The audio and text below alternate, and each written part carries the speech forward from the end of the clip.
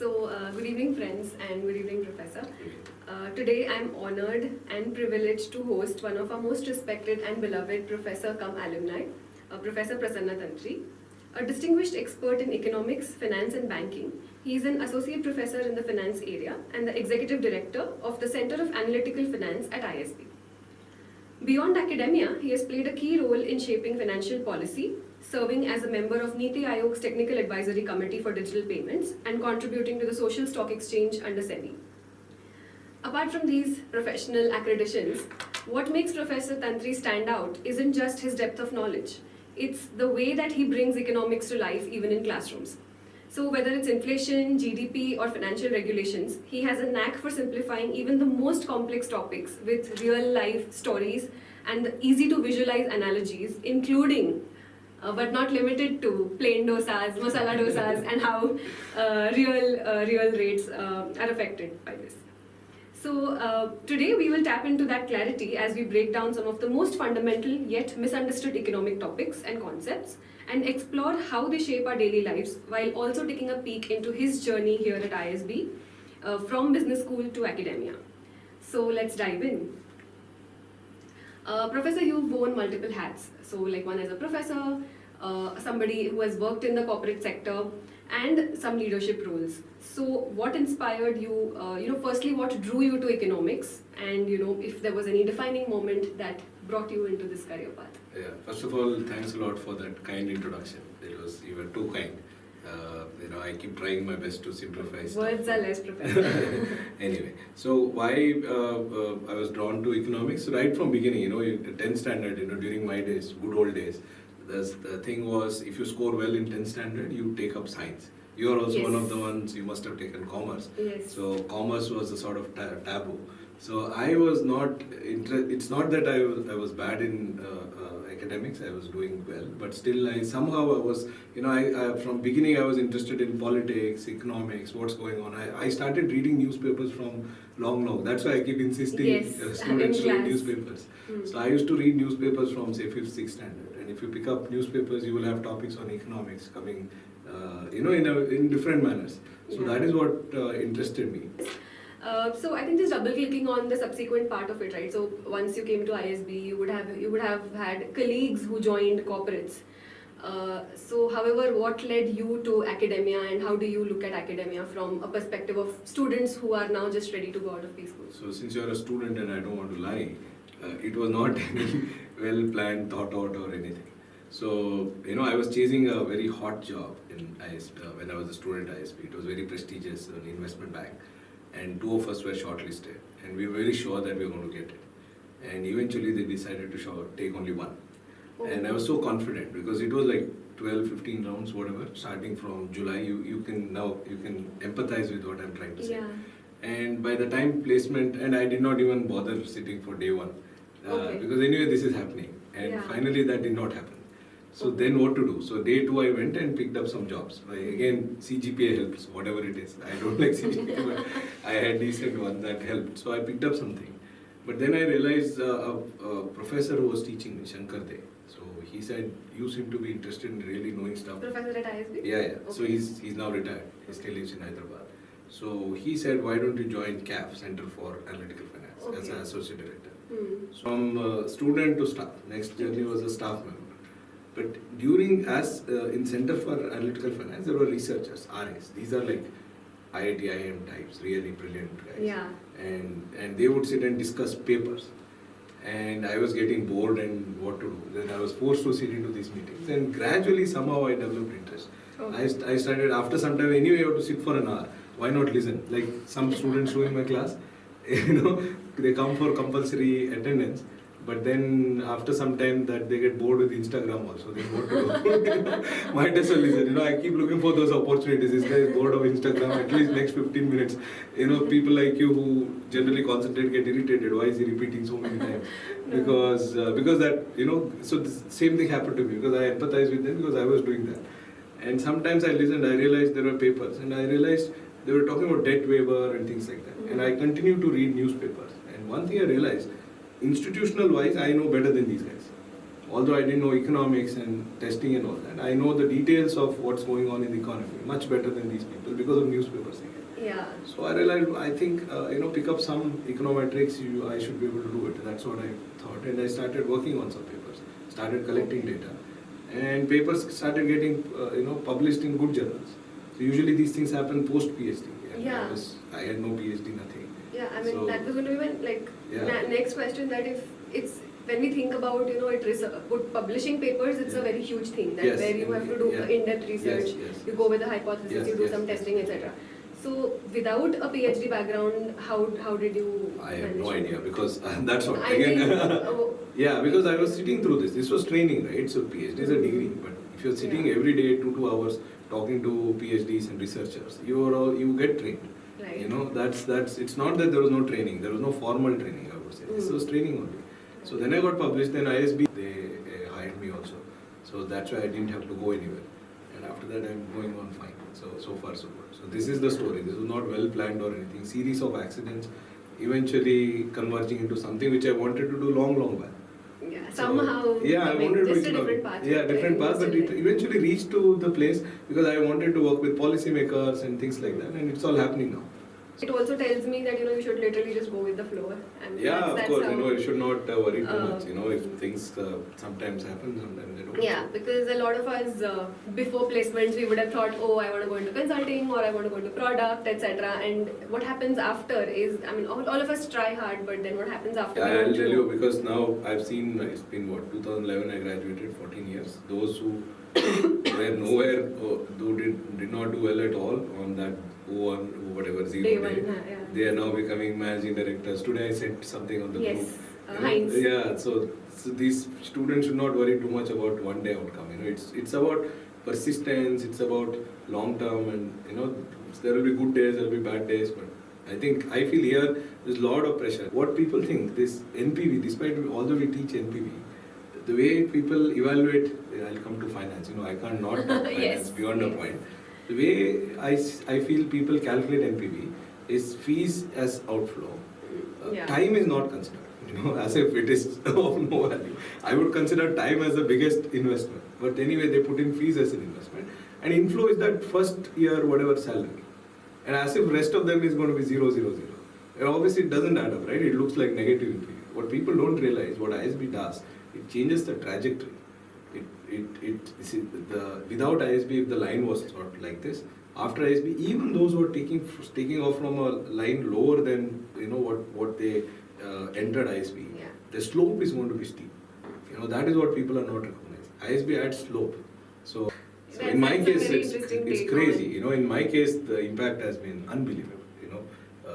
I don't think I was selling. By the way, I didn't tell you in between that BCom and what did I do before I coming to ISB. I used to sell insurance policies and things like that because I had to find a job and tried several stuff. Nothing worked out. And I used to sell, and that's one of the reasons why you said simplifying, right? One more suggestion I have for students: at least 1 year do sales in life.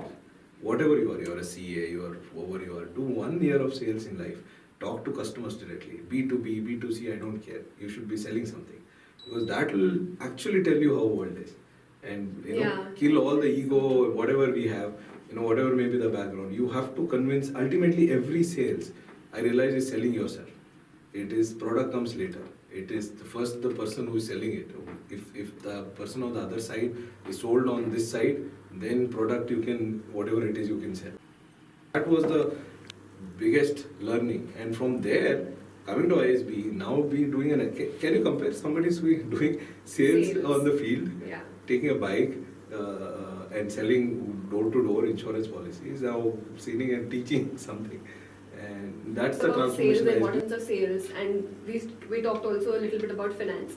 And here you also teach economics, a combination of economics and finance. Right. So, why do we even need economics? Like, what is the relevance of economics in our day-to-day life? Wow. So, great question. It looks like a planted question, but it's not. Trust me, anybody should ask this question. Because one thing I learned, what's the difference between someone who's trained in economics versus somebody who's not, economics, finance and all that. People, once they're trained, they realize everything is about trade-offs. simple thing in economics is it tells you to look at trade-offs. There is no good or bad or anything of in any of this. Every policy, every option, anything that you want to do, there is one side to it, there is another side to it. Now evaluate both sides and then take a decision. A lot of people behave as if there is, especially those who are ideologically inclined, behave as if there is only one side to it. There isn't one side to it. Anything which looks very simple thing, I'll tell you. Let's take a thing like minimum wage, right? Whether minimum wage is good or bad. If you are like leftist and things like that, you may think it is good, workers should be paid more. And if you are a capitalist kind of thing, you may say it's not good, why should you let the market decide? This is the view ideologically. But what economists can, both in theory and in data, can tell you circumstances under which it can be good in a specific sense, maximize welfare, circumstances under which it is bad. Let me give you an example. Normally, if you impose minimum wage, which is more than the wage that you would get in the market, people will not hire you. If I say that give me a wage which is more than what ISB or anybody is willing to pay, I will get jobless. Fair enough. This we find. But we will also tell you that what if the employer is what is known as monopsonist, the opposite of a monopoly, the only employer in town. Let's say you are what is that giant retailer in the US? What's the name? Walmart. Let's say. Sorry, I know only Indian stuff, right? So if you have power, you will underpay. You will not even pay the basic benefit. Yeah. And if you're forced to pay more, you will not fire people because you are profiting even at a higher wage. It is not that you are maximizing marginal. Once you have power, you don't do marginal revenue equal to marginal cost. You will operate at a level where you make a lot of profits. Your marginal revenue is more than marginal cost. So if I increase your marginal cost a bit, you will not reduce production. You will not, fire people. So what these kind of tools to look at the same common issues which are debated, that makes me so exciting. I am so excited looking at these things, and it's very useful for people also. So in one line, long answer I gave you for a short question. It teaches you to think about trade-offs, circumstances under which things work. It gives you a lot of tools of analysis, and which is useful for policy. So, Professor, trade-offs, yes, I understand, and that at a macro level. Could you give like some examples that a person who has read and understood some basic concepts of economics can use it in day-to-day life at a micro level? Day-to-day as in their professional or in their... Yeah, either personal or professional, choices, decision-making. Yeah, so take any example, right? Let's say professional, let's say you're a marketing person, nothing to do with finance. Now you have to think about pricing, right? If you're thinking about pricing, a lot of business schools, this is one of the problems in business school in non-finance, non-econ departments. They sort of assume that prices are flexible. Demand goes up, prices go up, demand goes down, prices go down. If you understand a macro a little bit, you realize that in many cases prices are rigid, markets clear through quantities. So if you face when you price something, you will know, suppose you are a firm where you have to decide prices in advance versus you are a firm where your prices, everyday prices keep changing. So you have to understand that you are a price rigid firm. You have to anticipate what the price is going to be next year and add that into your pricing. Now this will come only if you have this kind of training. Otherwise, if you do not anticipate what is likely to happen, and if you don't understand this, then your pricing will go wrong. I was talking about exchange rates. Yeah. We discussed yesterday in class. Right? Now, what's happening with the rupee? Rupee is not depreciating, for God's sake. Right? A lot of people are crying rupee is depreciating. It's not. I mean, it's on the face of it, because it's gone from 80. That's only against the dollar. To 88 or whatever. Yeah. And ISB grad should know that India trades with 50 countries, 60 countries. If you take an average of all those countries, it's barely depreciated by 1%. And compared to 2015-16, it's appreciated. So these are things, this understanding is necessary. These are all directional truths. Immature teachers push them as absolute truths. And that is why students start hating all of this. If teachers can tell them that, look, this is not absolute truth, this is directional truth. It is not going to optimize and reach precisely that point because we are not that rational. But it should tell you that if a company has a base of diversified shareholders, Another company has startup kind of founders. You can test in the data that for this company, firm-specific risks do not matter as much because the shareholders do not care about this risk as much. That as much is important. We forget to tell as much. And even when we say students who do Instagram in class, and they don't record that as much and say this professor in India is saying all of this. Because I sit on the board of a company and I'm telling you I do use these concepts to think through whether this loan should be made, not made. I use my own research and it's extraordinarily useful. When we look at somebody's pricing something, why kind of questions that you need to ask directly come from here. Right? But the point I'm trying to make is the reason why these things appear impractical is because the way they are taught in class. They are taught as absolute truths. They are not absolute truth, they are directional truths. The moment you start seeing them as directional truth, you will start seeing them as useful tools to be used in life. Got it. So I think, Prof, that's an interesting way of kind of looking at it. So one concept that all of us, however, have to face every day is GDP. Right. So regardless of whatever job we are in, GDP is something that we see on our screens more often than not. So what I wanted to understand and would also help our viewers to understand is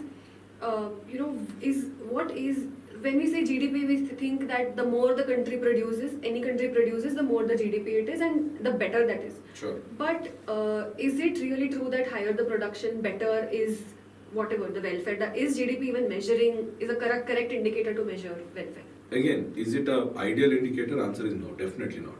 Are you saying richer people are more happy? In fact, I was happier when I was poorer. But then if you give me an option that you want to become poorer, then I'll say no. Right? This is the problem is it's easy to criticize GDP. But then, what's the alternative? There are countries which have tried happiness index, this index, and next day they are rioting and killing each other. Right? So I hear you. I understand that. First of all, is this measured properly? The big problem with GDP, right? There's a large informal economy that you leave it anyway you can't measure.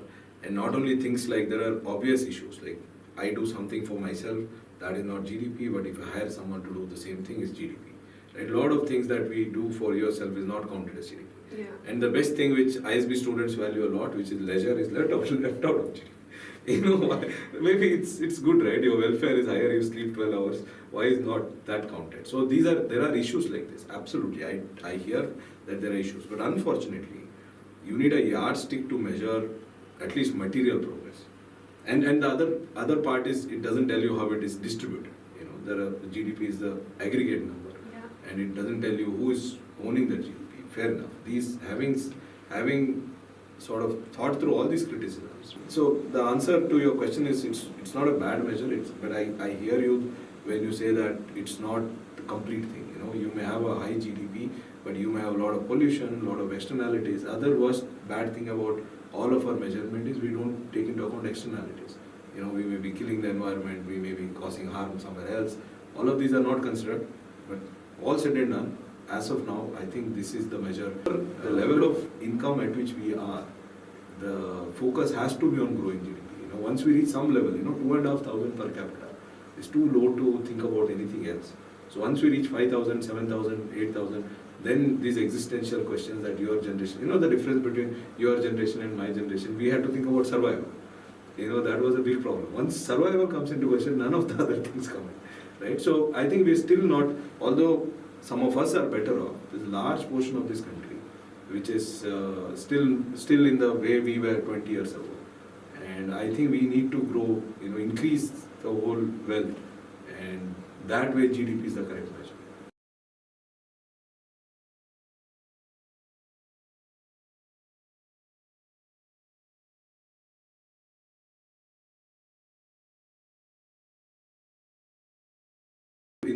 If you see New York in 1910s, when none of this was there, they used to ride horse. See the dust there, right? Sustainability can also come through technology. Electric vehicles can come in. So this is this Malthusian kind of thinking, right? There is certain shortage of certain things. In fact, you will not believe. You would have read Malthus, right? The guy said, "We will all die of hunger, and there will be no." It's the same point. This is the same. You will not believe. Of course, you are young and you are not. When we were in school, wherever you go for an essay competition, the topic, population explosion. Yeah. That was the problem. I won so many prizes.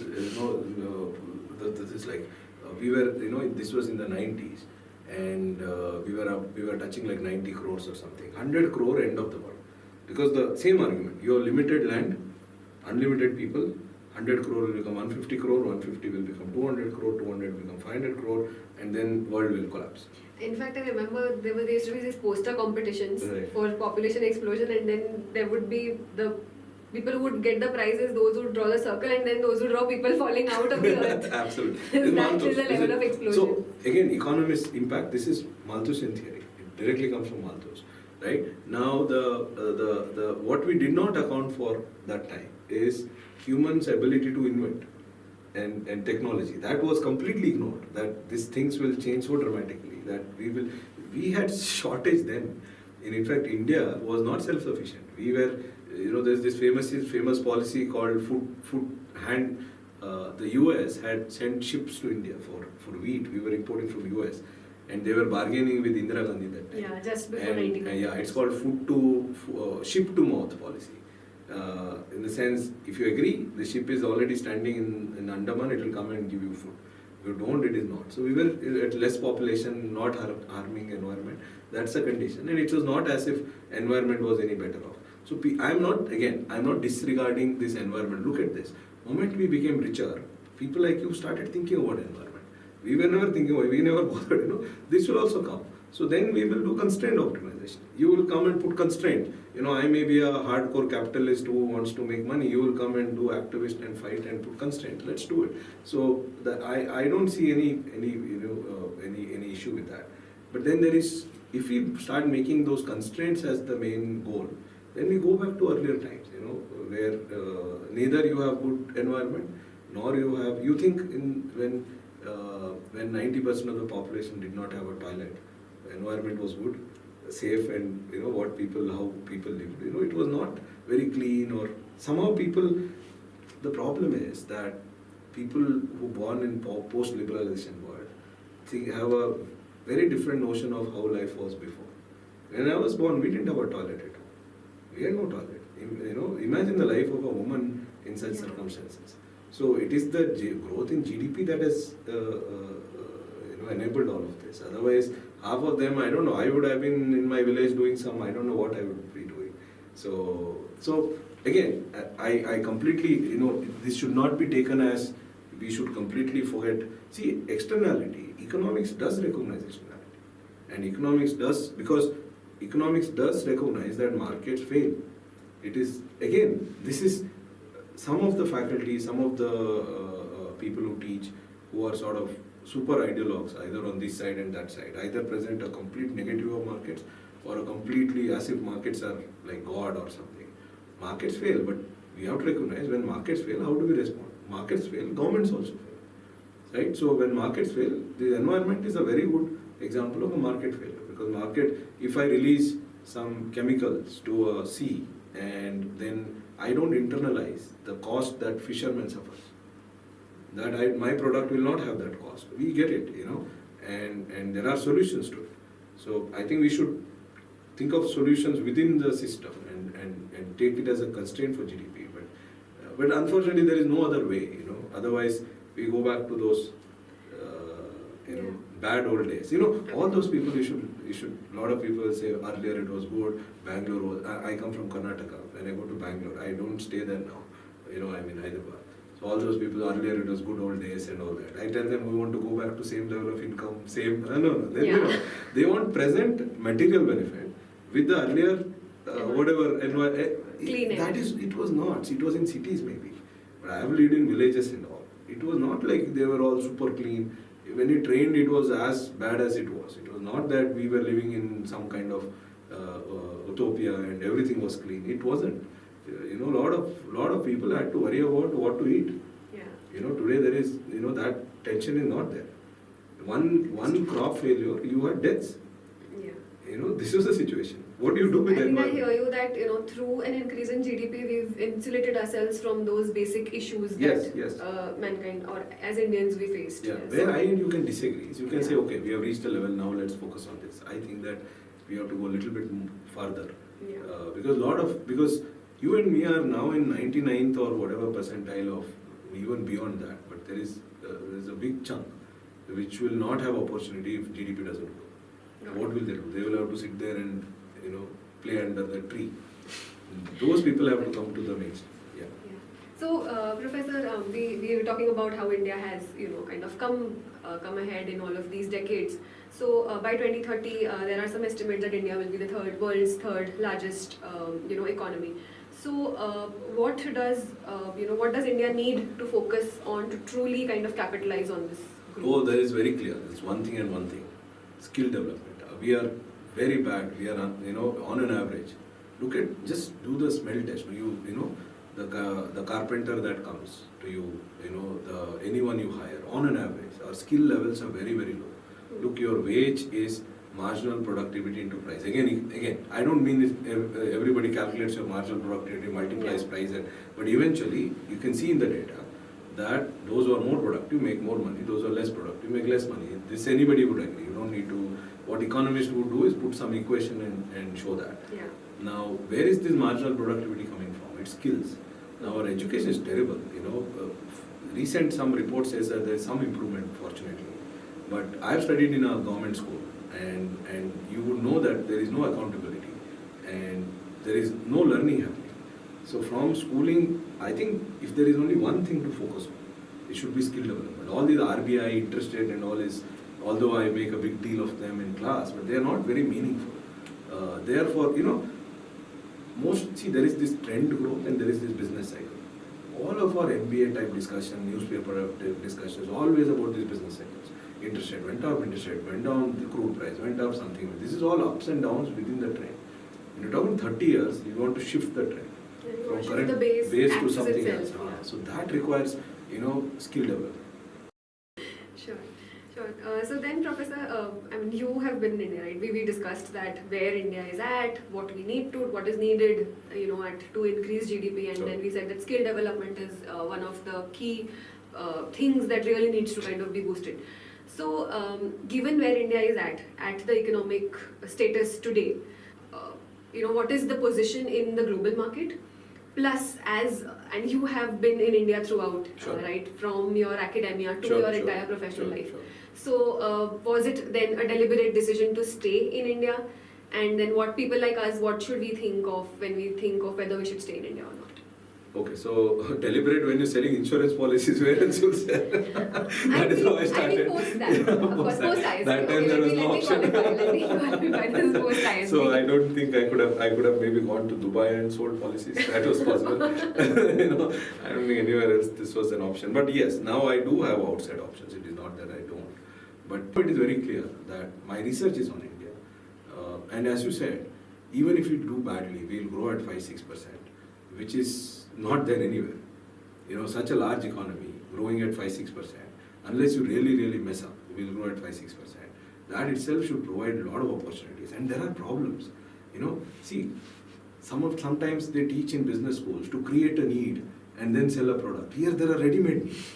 Access to finance is a problem. I'm talking to fintechs and people are borrowing at like crazy interest rates who have good projects. Some business school person should find a solution. How do you solve this problem? Access to credit, access to skills. These are ready-made problems to be solved. I think that is really exciting. You don't need to go in search of a problem. Problem exists, and that's what makes India very exciting from an academic point of view, even from a practitioner point of view. You want to do impact, there is scope. You want to start a business, there is scope. You want to, kind of number of people who are coming into workforce. All of that will create so many opportunities for everyone to create something to solve a problem. So I think this is that way the best. Of course, people complain about it's not very clean, sometimes there is pollution, but at the same time people disregard one thing people do not consider, that one of the things that has improved tremendously over the years is, this is one of the safe places, including women. Go to places like, come to Hyderabad, or go to, even I went to Madhya Pradesh, Indore, flight got delayed, 1 a.m. I see everybody eating out and women driving scooties, 1 a.m. This. You should come to Mumbai, Prof. Yeah, so this is like, you go abroad, when you go for a conference and all, there are universities, they say after 6 don't even go to parking. Yeah, so when you say pollution, there are things like this. We don't realize the kind of freedom. Second, a lot of our basic needs are so much taken care of here. You can just focus on your research, right? Or whatever else you want to do, without worrying about other things. So there are a lot of course, there is pollution, there is traffic. Biggest complaint people have is traffic. These things are there. You can work around this traffic. Why should you go at 10 o'clock? Go to office a bit early and come back early. So there are issues, but in terms of growth, in terms of opportunity to create an impact, I think it's big. For academic researchers, it's unbelievable. Assume that you become a professor in some university elsewhere. There are Nobel laureates there. Nobody cares who you are. You see what I'm saying? But here, ISB is one of the topmost schools in the country. What you say is taken seriously by policymakers, regulators, businesses. So I think the ability to make an impact is much more here, both for people like you and me. So we should stay. Now that doesn't mean you can't take a short trip somewhere, but yeah. That's the whole goal. Now it is, even from a professional point of view, it makes sense. But initially there was no choice. Got it. Yeah, so I think, Professor, this was like a very interesting discussion in terms of India and where we all the different macro factors. Now we can do a rapid fire round. Okay, this will where be. I ask you a kind of exam question. is yet to happen, so if it is difficult, then Okay. I meant to set your question. That will also be a rapid fire if it's very difficult. Okay. All right. So, we'll start with this. The first question: one economic myth that you wish that more people understand. Thinking in terms of money, people have to think in terms of goods and services and not money. Things like assuming that just because I spend some money, economy grows. This I'm sick and tired of explaining. Just because you marry, economy does not grow. To spend to marry, you have done something. Right? That is where, when you go on a trip, the guy is on the other side who is creating GDP. You are not creating GDP. Right? This whole, I'm sick and tired of this whole notion that money somehow creates growth. You have to promote consumption, because that leads to wrong policies. We have to promote skills, ability to produce with less resources. Yeah. Okay. If you had to explain economics in one sentence to a 10-year-old, how would you do that? It's all about trade-offs, as I said. Everything has two sides. Yeah. Think about it. Think about both sides of it. So prioritization and trade-offs. Yeah. So think both sides. There are costs, there are benefits. You see, understand the trade-off. Set up the problem. This is all about setting up the problem. Any problem, set it up, and see both sides, and then do what's best for you. So if not economics, then what would you have pursued? Oh, so I come from we are traditional pujaris, temple pujaris. I would have been a purohit or something. Okay. What else, no, if I had not taken commerce, maybe I was selling insurance. Maybe I would have sold even more. Sales. I was doing good. I didn't do badly at all. I have done well in selling insurance policy. And it was good money also. So maybe I would have done that. Okay. Maybe would have done better in terms of money. Mm. I don't know. Okay. One mantra in life that you live and breathe. I think ultimately it is hard work. Ability fine. You can't do anything with ability. Whatever you're endowed with is endowed with. What can you do? And enjoy the process, and then let's see what happens. Okay. And things add up sometimes. I'm not promising for everyone it add up. Now when I look back, whatever I wanted to do is happening without actively. Just in ways that you had not thought. I did not think about way. it. In a different way. I just kept reading newspapers, reading books. Even when I was an insurance salesperson, you will not believe, I used to deliberately take bus instead of bike. I had a bike. I had to travel like 150 kilometers a day, 150 to 200 kilometers. 3-4 days I would take the city buses and all that, so that I can sit in the bus and read. It was because taking a bus is painful, because it will not go to the house of the customer. You have to think about village, then you have to walk all the way, then there will be dogs and all kinds of stuff. But then, so this was not done with any big plan. But now when I get an opportunity to talk to policymakers and make a difference on some policy, I feel things eventually may will work out. So, final closing thoughts, if you have any final message for the students, and we are leaving in the next 3 weeks. Yeah. So, So any students, I think despite anything whatever for I've life said about after ISB in ISB? class, it is definitely a positive NPV investment. But I think benefit of, and all of us have vested interest in making sure that ISB remains what it is. We should not just cut off from ISB. We have a, because our value will depend on how good is ISB. So we should be actively involved. And these, whatever we have learned in ISB, and I would say another week, it's not over. Whatever, I would, pick up things and try to keep these things what you learned. Keep in touch with people. Keep coming. The biggest benefit of coming to ISB is this alumni network. It's amazing. You will not believe. Every class, every city, they have their WhatsApp group and this and that. Yes. People do respond. Yeah, it's very active. I think once somebody is an ISB alum, this person remaining unemployed for a long period of time is, chances are very remote. Absolutely unemployed. And of course, there could be choices. I need this job, that job, and all, because the network is so much that and people are active. And once you go and talk to people that you are a ISB alum, people do respond and use that network well. That spirit should continue. What sometimes what ISB does when this placement process, I feel people who have taken so much risk suddenly become risk averse. Fact that you have come to ISB, you don't know the kind of risk you have taken. It's huge. You've given up something which is well established. It was going on smoothly. I'm sure these people were doing reasonably well in their lives. And then coming here, then there is no point to be risk averse. Keep that mindset. Try exploring. And risk aversion doesn't pay in the long run. Ultimately, you should be willing to take reasonable risk. Yeah. And use all ISB resources. Keep in touch. Yeah. LRCS databases. LRCS. Keep coming. Whenever you come to Mohali, Hyderabad, visit campuses, talk to faculty. So Yes. that'll be. We'll make sure that at least whenever we come, we will catch up Sure. with the faculty. So I think that's that. Thank you so much, Professor. It was great speaking to you. Thank you for your time, your candid thoughts. Sure. And have a great day. Thank you.